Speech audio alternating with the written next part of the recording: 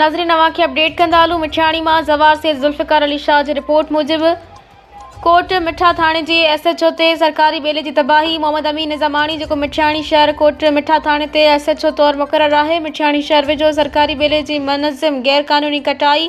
इलाक़े वासियुनि जो चवणु आहे त हू बेले खाते जी कुझु कामूरनि सां मिली भगत करे क़ौमी असासे खे नुक़सानु पहुचाए रहियो आहे। रवासियुनि मूजिबि सरकारी बेले मां काठ वॾे पैमाने ते कटे खुले आम आरा मशीनुनि ते विकिरो कयो पियो वञे, जॾहिं त क़ानून लागू कंदड़ इदारा ख़ामोश तमाशाई बणियल आहिनि। मक़ामी माण्हुनि जो चवणु आहे त SHO रिश्वत वठी गैर क़ानूनी कटाई खे हथ ॾेई रहियो आहे, जंहिं सबबि इलाइक़े में माहौलियाती तबाही वधी रही आहे।